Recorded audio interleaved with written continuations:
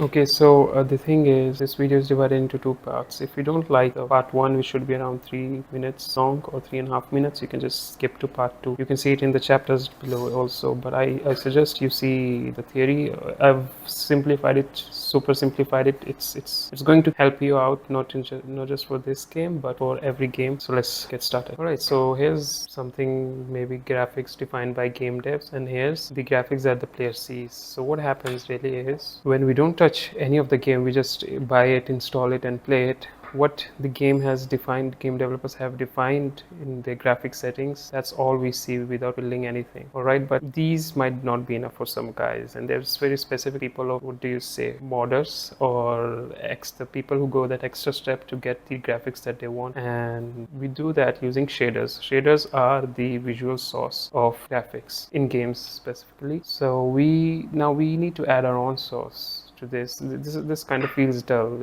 I'm taking the game CarX Street PC, which released 10-12 days ago.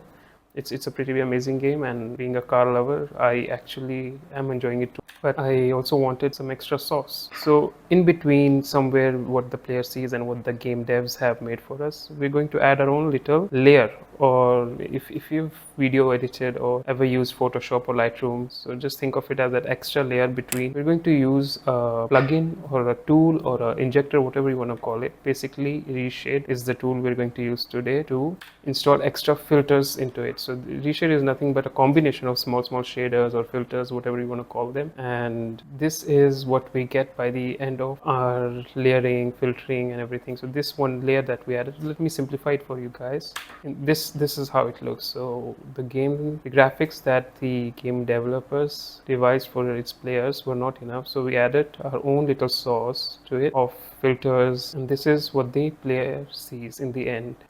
Before we fiddled with graphics, this is after fiddling with graphics. Now let's get started. Okay, let's install Reshade. Go to reshade.me and then you scroll down. We are going to, there are two versions. Now usually you're good with this one, but to just future proof yourself with add-ons, you could just go with this, and later in installation you can skip on it if you don't need an add-on. We're not going to do an add-on one, but just to future proof myself, I'm going to click and download this.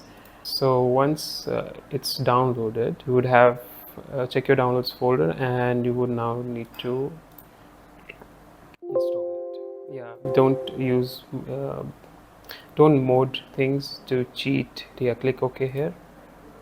It's completely safe, by the way. I asked CarX Street developers if it's okay to mod just the visuals. They said yeah, they're good with Reshade, just visuals. Don't fiddle with in-game data.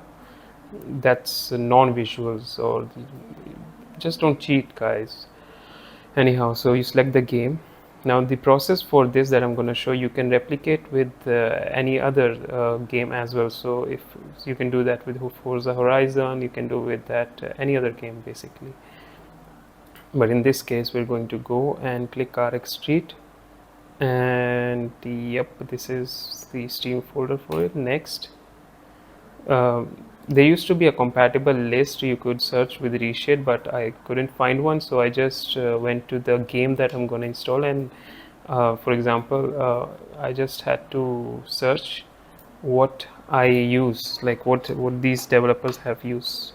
Or you can just go to Steam, CarX Street PC, and if you go down, you would know. So this game uses DirectX version 11.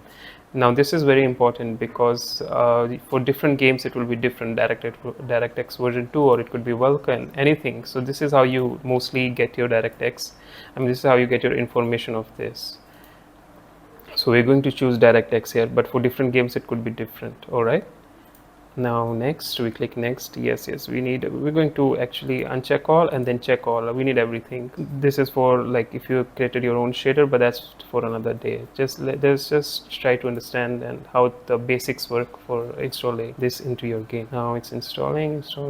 It's also going to prompt you to install any add-on, so I don't want to confuse you guys because I was confused the very first time. But for now, we're just going to click skip. All right, and we finish it. Now we have to just launch our game. Now remember, home key is the keyword here. Any game you install RESHADE in, you toggle your RESHADE on and off UI with the home key. Let me show you what I mean. You would see this bar if you've installed correctly. Also, while I was editing, I realized I messed up the sound, so I'm redoing this part of the recording. And my settings might have stayed even after installing the RESHADE injector. Let's see. But this is basically it, like your hair 90%, 95% is basically done. So you need to press the home key, and this is all you would see. Now you won't see this is your playground basically. This is how you would see. The tick marks are the ones that I set before making this video, but if I want to remove it, you can see it immediately removes all those things. And these are my settings in case you wanna just try it out for yourself. But I think you're good to go with these for very basics. This thing. And also one more thing that I would say is here I made the insert key as my effect toggler. What I mean is, if I press home key, oops, sorry, press insert here. For you, it will be empty here. You have to click to set keyboard shortcut for effect toggle. Let's go back to home and let's press home. It will disappear. Now, if I want to see how my game looks just as is, this is how it came. This is how it looks from the developers themselves. But now with my own little sauce, it looks like this when I press the insert key. Yeah, that's pretty much it, guys. I mean, I could make a whole tutorial on what to do here, what not to do. If I had a HDR motion blur, Gaussian blur, to make it little bloomy, more bloomy. Now, I mean, the possibilities are endless. You can also, in add-ons, you can play with it, but that's a video for another day. If you really liked till here, this is your playground. That's all you need to know. This is the window that says what active shaders or filters you have, and best when you select randomly here, you just need to click active to top and it will bring all the active to top here, so it's much more organized. But basically this is your playground, built-in, free. And yeah, that's pretty much it, guys.